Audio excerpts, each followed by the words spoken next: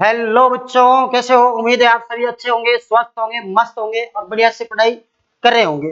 हम लोग पढ़ रहे थे समाकलन, और समाकलन में आंशिक भिन्नों के वियोजन द्वारा हम लोग समाकलन को देख रहे थे। और 7.5 में लगभग हमारी जो एक्सरसाइज है वो हम खत्म करने वाले हैं। आज की क्लास में खत्म कर देंगे इसको। लगभग 16-17 क्वेश्चन हम लोगों ने लास्ट क्लास में कंप्लीट कर दिए थे। आगे के जो क्वेश्चन है वो हम लोग कंटिन्यू करने वाले हैं। चलिए वन बाई वन क्वेश्चनों को लेते हैं। 17 तक आपके जो भी क्वेश्चन थे आप लोगों ने कंप्लीट कर दिए होंगे, और मेरे हिसाब से उनमें किसी भी प्रकार की कोई दिक्कत भी आपके नहीं आ रही है। 15, 16 ये भी हो गया था, 17वां भी हो गया था, 18वां क्वेश्चन ये बड़ा ही रोचक क्वेश्चन है ना? क्योंकि ये थोड़ी सी प्रॉब्लम क्रिएट करने वाला क्वेश्चन मान सकते हो आप। क्या होगा इस क्वेश्चन में?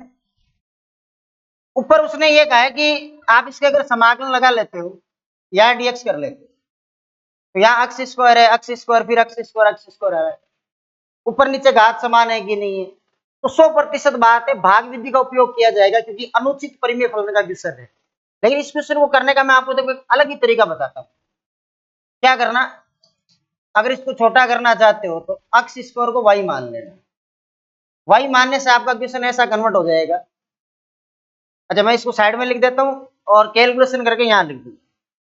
जैसे मैंने अक्स स्क्वायर की जगह वाई रखा, उत्तर जब निकालना होगा वापस में वाई की जो वैल्यू वो पुट कर दूंगा, तो यहाँ क्वेश्चन ऐसा बनेगा वाई प्लस 1, यहाँ बनेगा वाई प्लस 2, यहाँ क्या बनेगा वाई प्लस 3, यहाँ हो जाएगा वाई प्लस 4। यही बढ़ने वाला है।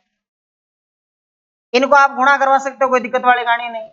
गुणा करवाएंगे तो बताओ क्या बनेगा, यहाँ बनेगा वाई स्क्वायर प्लस, सीधे वाई काउंट कर लो, 2 वाई 1 वाई 3 वाई आने वाला है, और यहाँ पर देखोगे तो प्लस का क्या आ जाएगा अपॉन, यहाँ करवाओगे तो वाई स्क्वायर होगा, और 4 वाई यहाँ से, 3 वाई यहाँ से, कितने वाई हो गए 7। सीधा जोड़ रहा हूं मैं, और 4 3 क्या हो जाएगा। आपका जो क्वेश्चन है वो इस फॉर्मेट में कन्वर्ट हो जाएगा।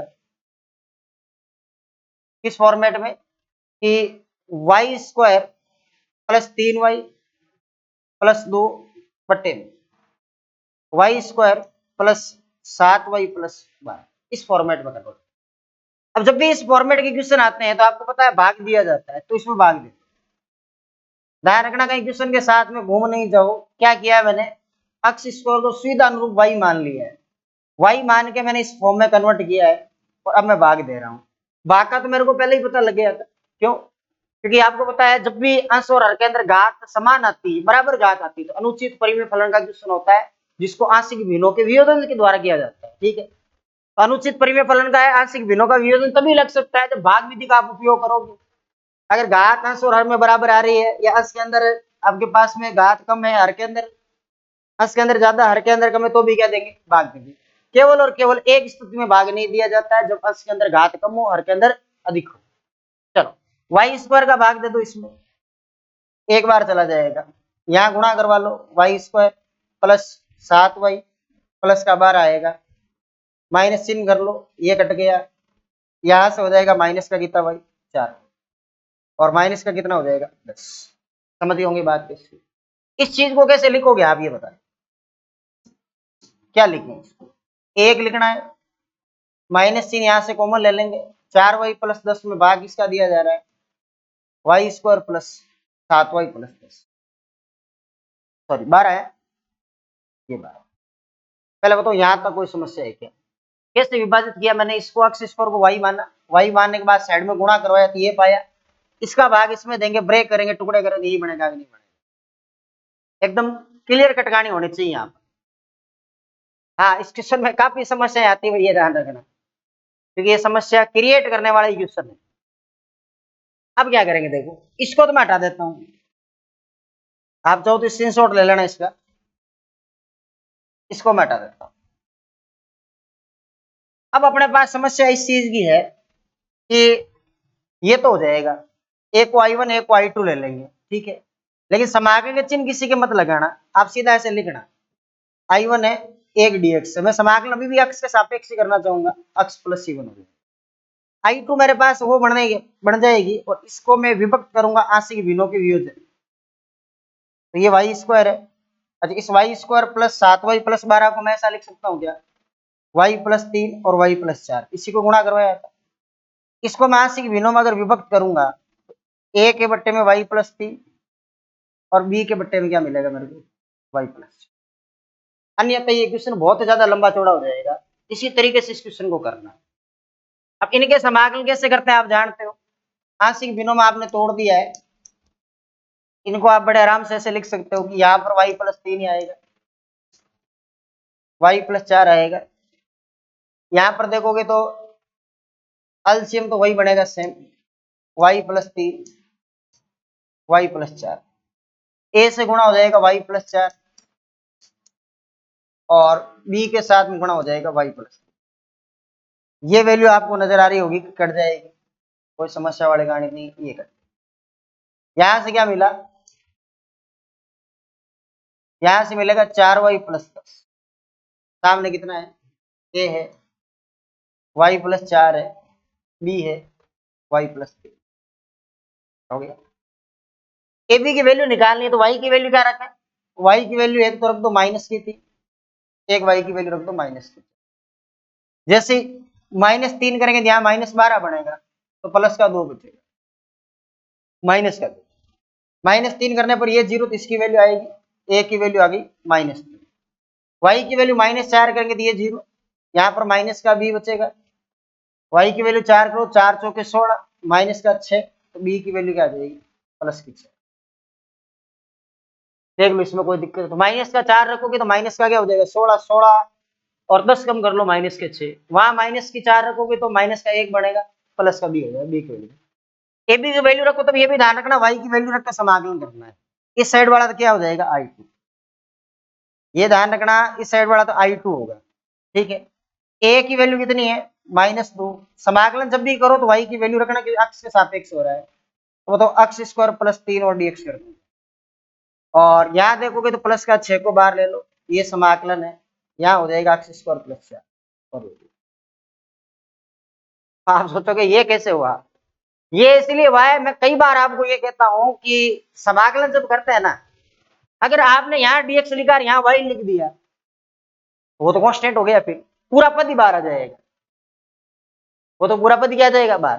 तो ये आप थोड़ी सी दिमाग में रखे बात को। अच्छा, I1 कैसे सोल्व हुई, I1 में समस्या नहीं थी, एक लिखा हुआ था, तो अगर मैं dy करता या y कर dx करता तो अक्ष आता, वो तो कोई समस्या ही नहीं।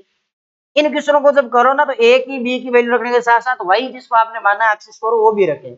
अब यहाँ क्या कहानी होगी, यहाँ कहानी ये है, इसके रूट लगा दो, ऊपर स्क्वायर कर दो, पूर्ण वर्ग बना दो, और यहाँ क्या हो जाएगा 2 का स्क्वायर।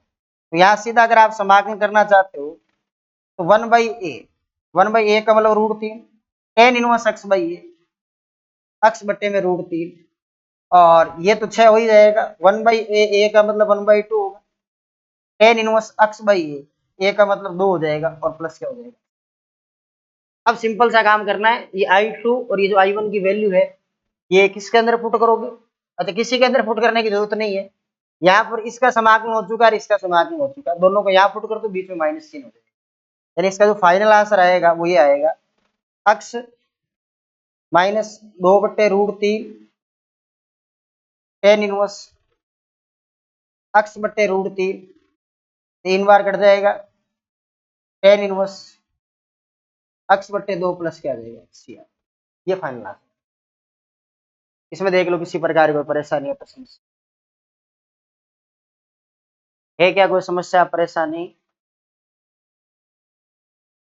हाँ नहीं आनी चाहिए भी बिल्कुल भी। चल और आगे बढ़ाते हैं इसको, चलो आगे बढ़ाने पर ये क्वेश्चन आया, इसमें तो समझ सकते हो आप क्या करना है, समाकलन लगा दो, dx लगा दो, इसको आई बना दो। देखो अक्ष स्क्वायर को t मानो, 2 अक्ष पड़ा है ऊपर, इंतजार ही कर रहा है अपना, मान लो अक्ष स्क्वायर बराबर t, तो ये 2 अक्ष dx क्या हो जाएगा dt हो जाएगा, तो यहां से 2 अक्ष dx की वैल्यू क्या हो जाएगी dt, आई बराबर समाकलन ये dt हो गया अपॉन, ये t है तो t प्लस 1, ये भी t है तो t प्लस क्या हो जाएगा 3 हो जाएगा। आज से भिन्नों में वियोजित करने पर यहां लिख देनी एक नहीं, 1/में t plus 1 T plus T, यही होगा।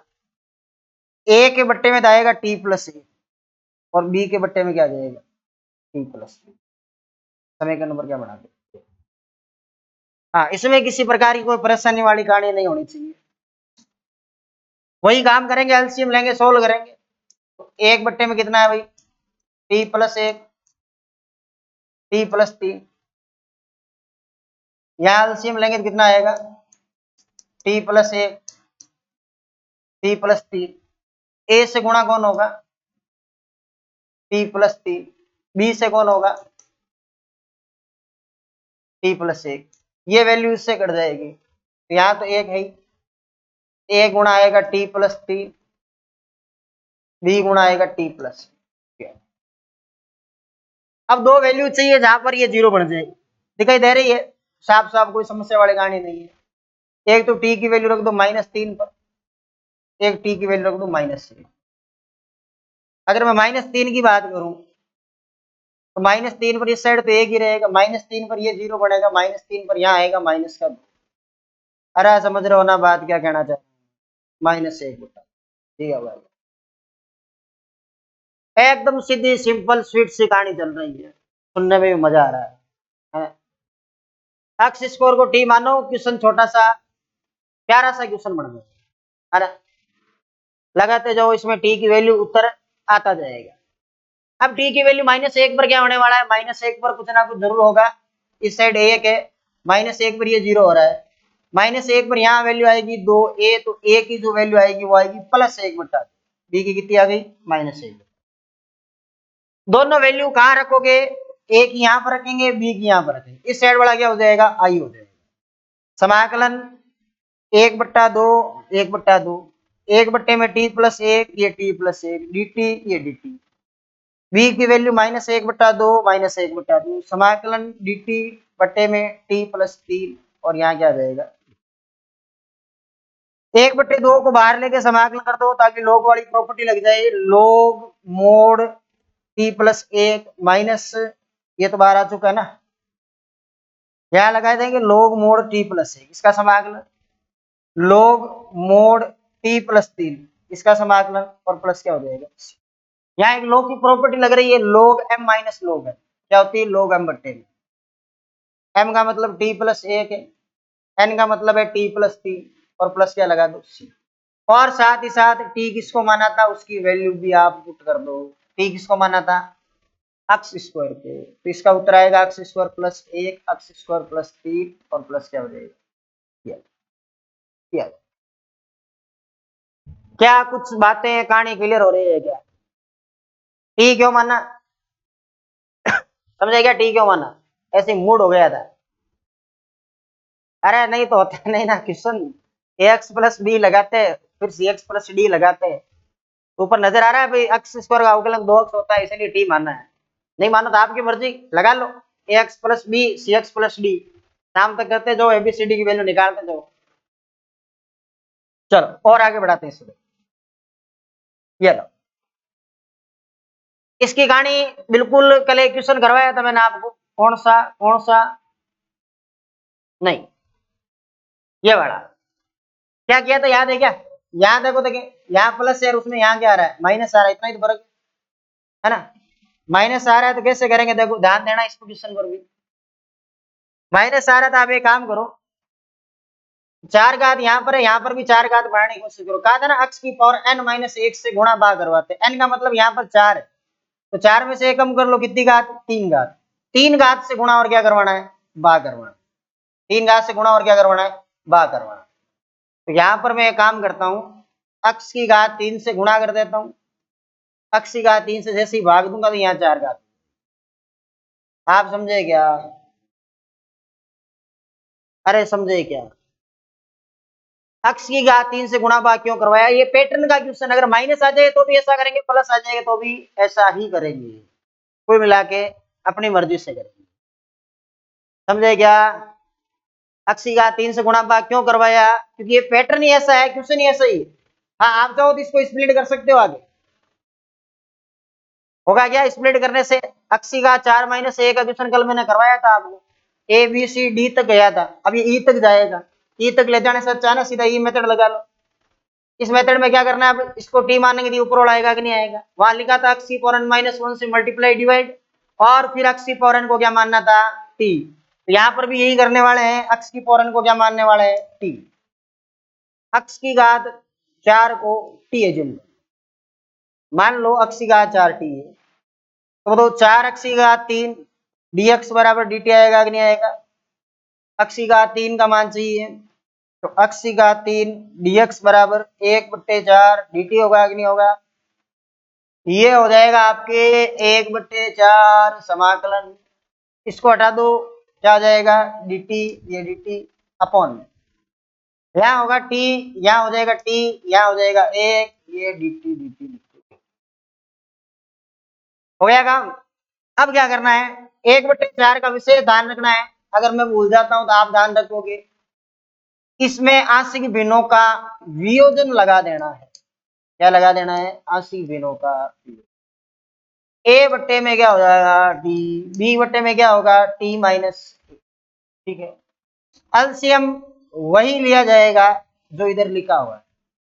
इधर क्या लिखा हुआ है, कुछ भी नहीं लिखा हुआ है। टी माइनस ए से गुणा कौन हुआ, टी माइनस ए, बी से गुणा कौन होगा, टी होगा। इसको इससे उड़ा दो, यहाँ एक आएगा, ए गुणा टी माइनस एक आएगा, बी गुणा टी आ जाएगा। बात समझ में आ रही है क्या। हाँ, अब टी की वैल्यू बताओ क्या क्या रखेंगे। टी की वैल्यू एक तो 0 रखेंगे, ताकि ये 0 हो जाए, इसकी वैल्यू आ जाए। इसको बर्बाद करने के लिए 1 रख दो, ये 0 होगा, इसकी वैल्यू आ जाएगी। यानी अगर आपको सफलता हासिल करनी है तो पड़ोसी को बर्बाद करना, ये भी एक सफलता प्राप्त करने का तरीका है। टी बराबर 1 पर इस पड़ोसी को बर्बाद करेंगे तो इसको सफलता मिलेगी, इधर 1 इधर बी। इस पड़ोसी को बर्बाद करेंगे तो इस पड़ोसी को सफलता मिलेगी, यहाँ पर 1, यहाँ पर कितना 1, ए की वैल्यू भी 1, बी की वैल्यू। अच्छा, ए की वैल्यू तो -1 आ जाएगी ना, कितनी आ जाएगी -1। यहाँ 0 कर रहे हो तो माइनस करके, ए की -1 बी की +1, वैल्यूज कहाँ रखी जाएगी, यहाँ रखी जाएगी। लेकिन मैंने कहा था कि इसका ध्यान रखना 1/4 का, ये अपना ही आदमी है, इसका ध्यान रखना। 1 बट्टे में टी, -1 बट्टे टी बोलेंगे, ये लो ये dt। बी का मतलब कितना है, प्लस का 1 है, 1 बट्टे में t -1 और ये dt। अब आप समाकलन कर लोगे ना। 1 बट्टे टी का log mod t होता है, 4 तो पड़ा ही है ही, 4 नहीं है क्या, ऐसे ही है, log mod t -1। और t की वैल्यू, t आपने किसको माना था, x की घात 4 को, ये x की घात 4 है। जो भी कोई प्रॉपर्टी लगे बताऊं क्या पूरा कैसे होगा। यह है 1 बट्टे में 4, यहाँ इसका समाकलन करो, माइनस का log mod क्या हो जाएगा, इसका समाकलन करोगे तो log mod क्या हो जाएगा, t -1 प्लस क्या हो जाएगा c। आगे पीछे